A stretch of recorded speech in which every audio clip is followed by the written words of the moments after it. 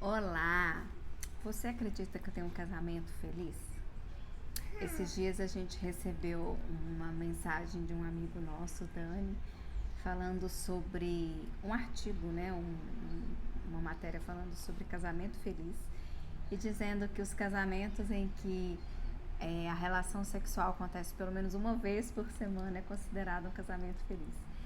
E uma das maiores buscas no Google é casamento sem sexo. E a gente sabe disso, né? Que tem muitos casais que, principalmente depois que os filhos nascem, passam por esse momento mesmo, né? De não se encontrarem na relação sexual.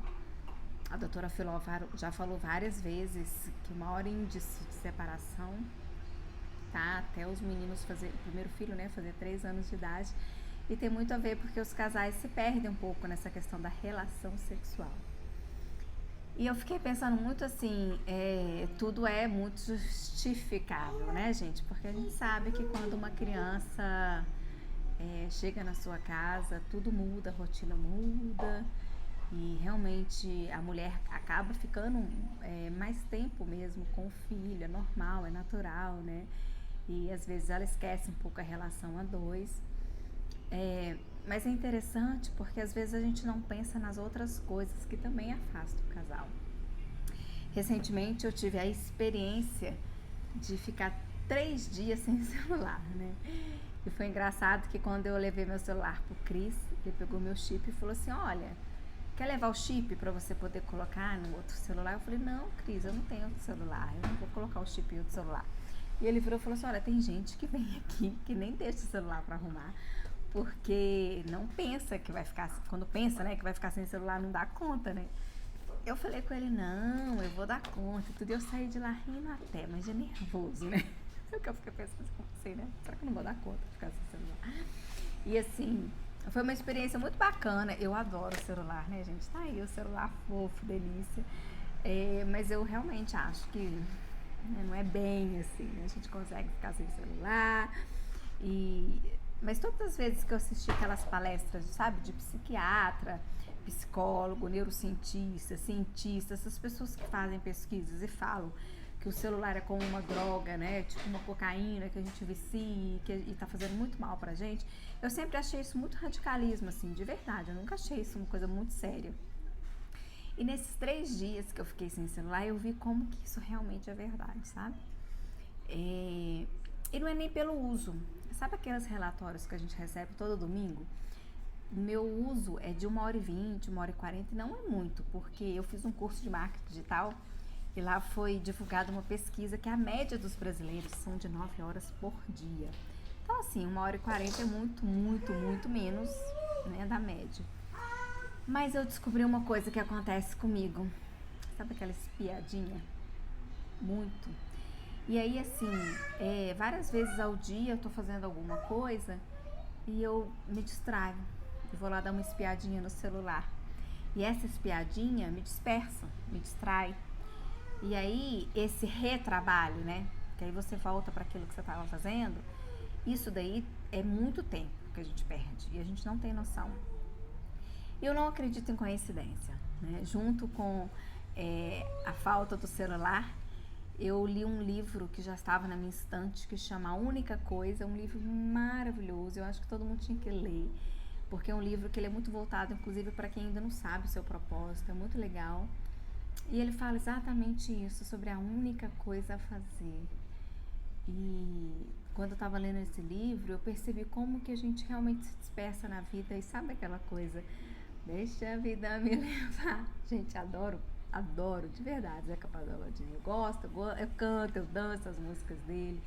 Antes que os fãs dele venham me xingar, é porque eu acho que realmente isso, cada dia que passa, tá mais ultrapassado, né? E apesar da gente achar que não, a gente é protagonista da nossa história, a gente que leva o barco, a gente às vezes não percebe que o mundo leva a gente. Sabe aquela história de ser multitarefada? Quantas vezes eu já não enchi o peito para falar, eu sou multitarefada, eu faço muita coisa, eu isso, eu aquilo outro. Gente, isso não é bonito, mesmo. Por muito tempo eu achei também que fosse, mas eu vou te falar uma coisa, não é, né? Eu acho muito legal essa questão da gente hoje ter essa oportunidade de ler tantos livros, né? E ter acesso a tanta informação, porque faz a gente pensar, né? Eu estudei no Santo Antônio e uma das coisas que eu sou muito grata ao colégio, porque é um colégio que me fez pensar muito. A professora Rosângela de História é uma professora que eu nunca vou esquecer. Ela sempre fazia a gente pensar, né? Pensar em cada situação da vida da gente, pensar por que eu me comporto de tal jeito. E todas as vezes que eu me barro com uns livros assim que realmente colocam essas reflexões, sabe? Eu fico pensando, gente, será que eu tô realmente no caminho certo? Será que eu tô realmente sendo autorresponsável pela minha vida? E é interessante porque nesse livro ele aborda aquela roda, sabe aquela roda da vida que a gente faz? Já fiz ela várias vezes e todas as vezes que eu fiz ela nunca ficou igual uma roda, né? Que tipo assim, todas as áreas da minha vida estavam exatamente iguais, né? No equilíbrio. E lá ele faz um levantamento muito interessante que a gente acredita que a gente tem que ter equilíbrio na vida.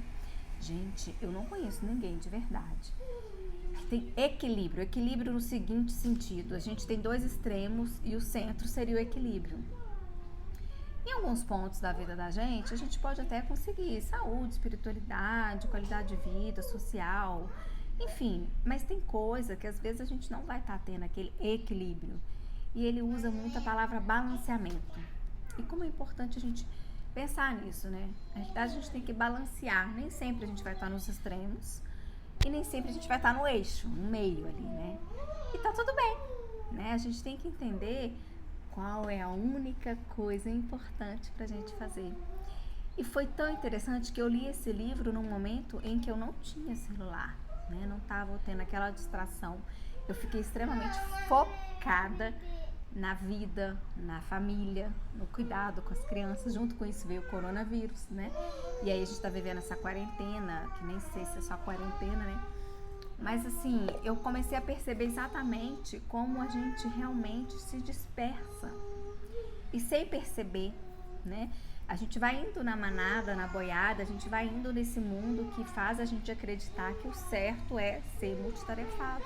Inclusive no livro ele fala uma coisa muito interessante: o termo multitarefado, ele surgiu em 1960 com os computadores. E os computadores, eles, na época que surgiu o termo, foi porque eles faziam várias funções alternadamente. E alguém deturpou o termo para várias funções simultaneamente. E não é verdade, né? Porque se você está no telefone, se você está cuidando de uma criança, se você... A gente nunca está fazendo aquilo inteiramente, a gente está sendo mediano. E realmente eu fui, sabe, eu sempre me questiono muito quando eu leio esses livros assim que fazem a gente pensar. Eu tava pensando na minha corrida da Pampulha. Eu foquei na corrida mesmo, assim, eu foquei que eu ia correr. E uma outra coisa que ele fala no livro que é muito interessante, que é o efeito dominó, né? Quando você joga o primeiro dominó, o resto tudo cai. E é engraçado porque quando eu fui correr, quando eu comecei a me propor, né, a realmente correr a Pampulha, eu nunca tinha corrido 18 quilômetros.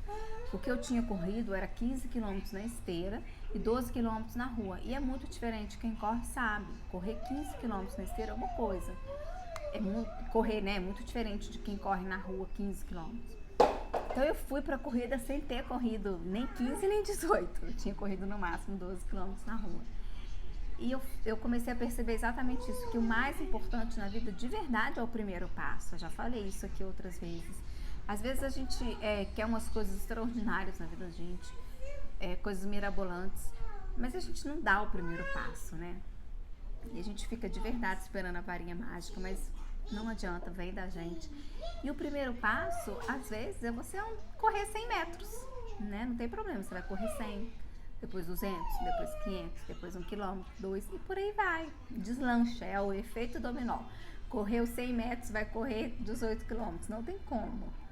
E eu fiquei pensando muito isso na minha vida, assim, qual que é a única coisa para fazer, né? E isso realmente faz muita diferença.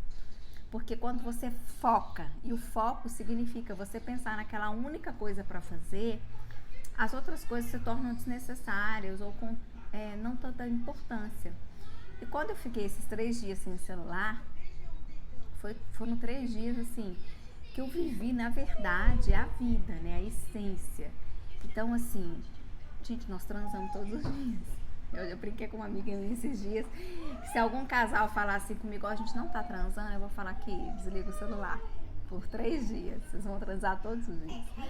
Porque realmente, e aí caiu a ficha, né, de quando eu escuto psiquiatra, neurocientista falar, né, que o celular realmente, de certa forma, ele atrapalha a vida da gente. A gente não percebe, eles têm razão, né, porque a gente não percebe, porque todo mundo usa e a gente vai usando, e é gostoso, gente. Eu não tô sendo radical não, porque tá aqui meu celular, eu adoro.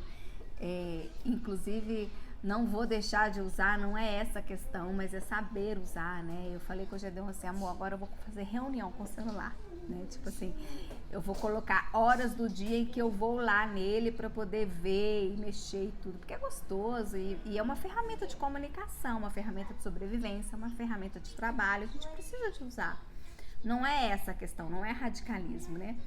É realmente a gente saber usar pra gente poder não deixar de transar. E é tão importante isso, porque faz esse teste, me conta depois se não é verdade.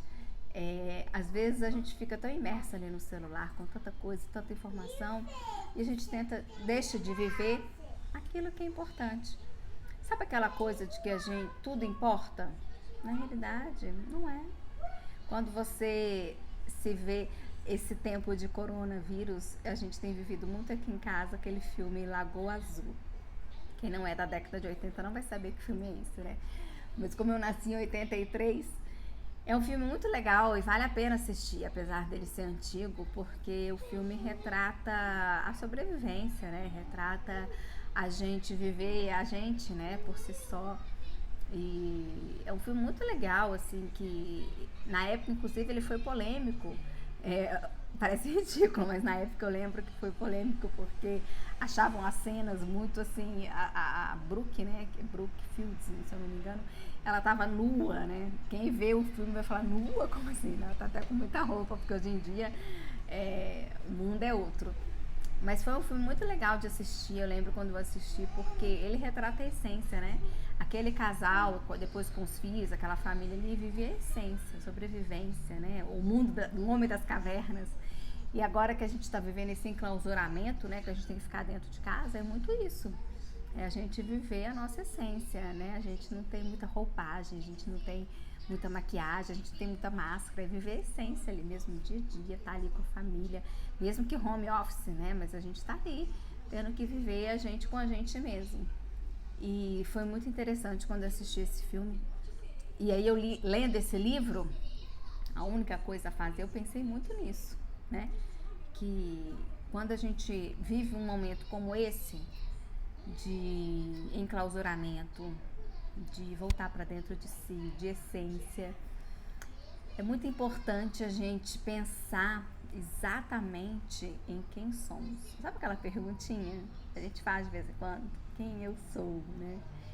E é tão legal a gente se perguntar isso e a gente de verdade descobrir quem a gente é.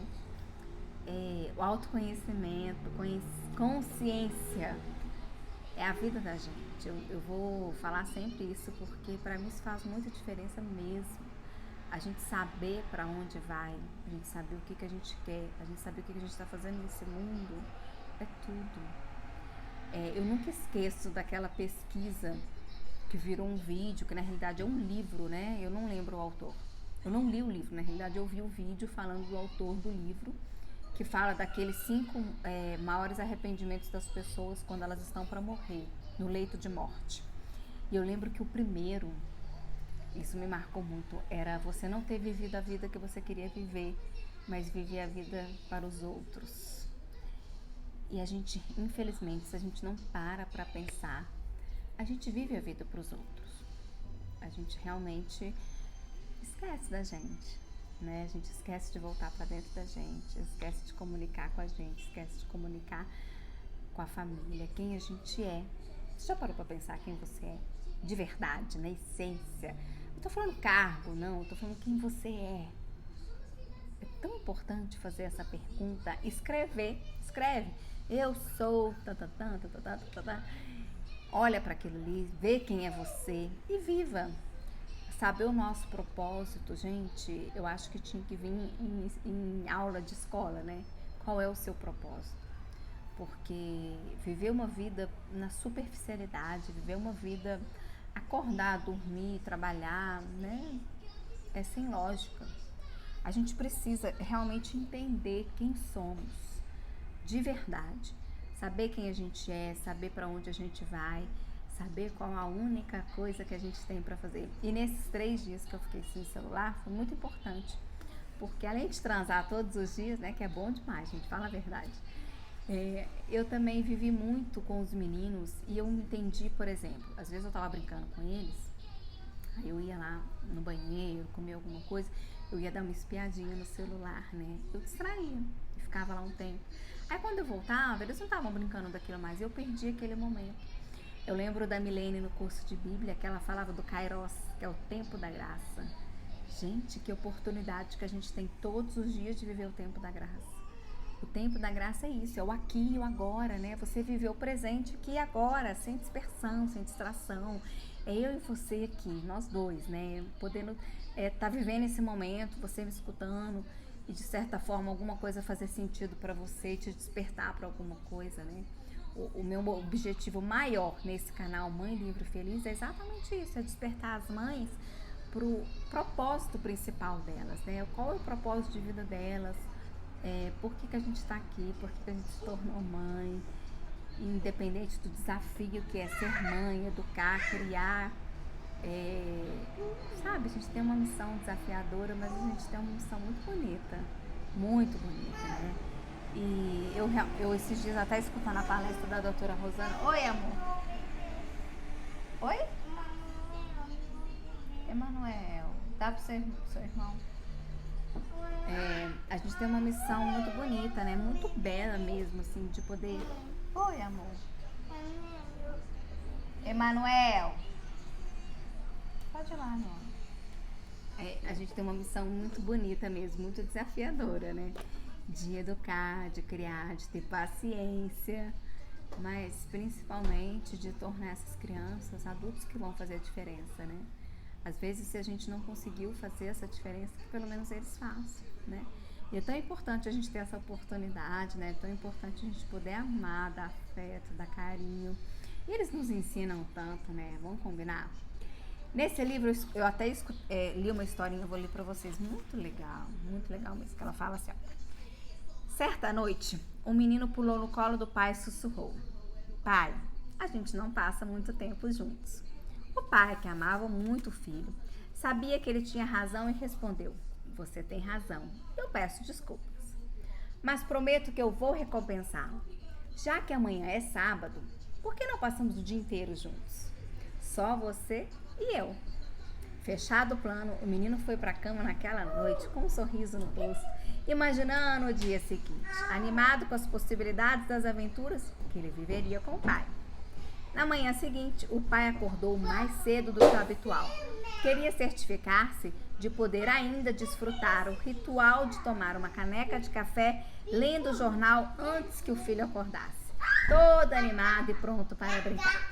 Perdido em pensamentos, lendo a seção de negócios, foi pego de surpresa quando o filho puxou o jornal de repente e gritou entusiasmado: Pai, acordei, vamos brincar! O pai, embora animado em ver o filho e a fim de começar o dia juntos, percebeu-se desejando um pouquinho mais de tempo para terminar o ritual da manhã. Botando a massa cinzenta para funcionar, chegou uma ideia promissora. Pegou o filho, deu um grande abraço nele e anunciou que a primeira brincadeira seria montar um quebra-cabeça juntos. E quando terminasse, vamos lá fora brincar até o fim do dia. Mais cedo, enquanto lia, viram um anúncio de página inteira com uma foto de fundo, que era um mundo. Achou rapidamente, rasgou em pedacinhos e espalhou-a sobre a mesa. Pegou a fita crepe para o filho e disse: Quero ver quanto tempo você leva para montar esse quebra-cabeça. O menino embarcou na brincadeira com entusiasmo, enquanto o pai, achando que conseguiria um tempo de extra, né, meteu-se novamente no jornal. Em questões de minuto, o menino puxou novamente o jornal do pai e anunciou todo orgulhoso: pai, terminei. O pai ficou atônito. O que tinha em frente, inteira, intacta e completa, era a foto do mundo colada do jeito que estava no anúncio. Nem um pedacinho fora de lugar. Num tom misto de orgulho e assombro, ele perguntou: como foi que você conseguiu fazer isso tão rápido? O menino ficou radiante. Foi fácil, pai.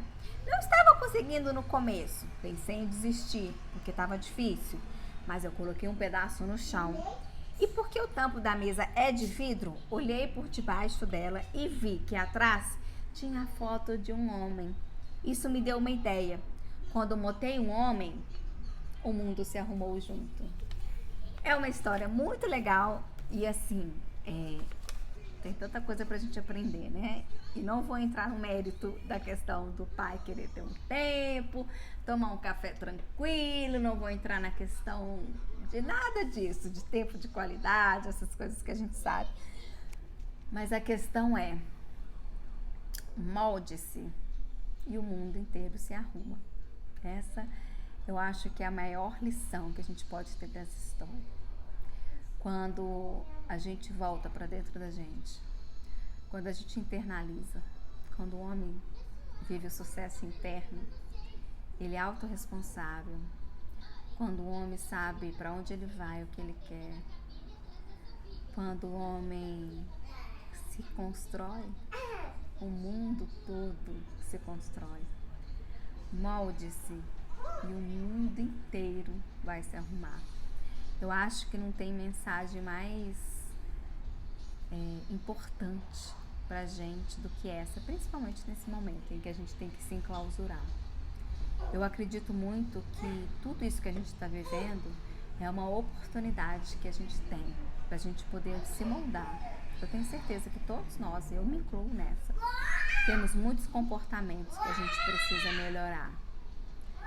Tem muita consciência que a gente precisa ter, melhorar, que a gente precisa evoluir, que a gente precisa construir junto com uma sociedade. Eu acredito que esse moldar-se vai muito além de uma questão profissional, de uma questão de habilidades e competências. Eu acho que é a essência, sabe? Eu acho que o moldar é a gente voltar para dentro da gente, a gente comunicar internamente qual é a nossa essência. Qual é o amor que a gente está vivendo? Será que é o amor do mundo? Ou será que é o amor incondicional que Deus nos ensinou, que Deus nos fez? Somos imagem e semelhança de Deus. Será que a gente tem consciência disso? Será que a gente de verdade está vivendo isso? Então eu acho que mais do que enclausurar no sentido de uma pandemia, no sentido de uma preocupação, no sentido de uma compaixão por tantas pessoas, é o momento da gente focar no nosso propósito. Qual é o seu propósito? E dentro do seu propósito, qual é a sua prioridade? Quando eu falo da meditação, é muito isso.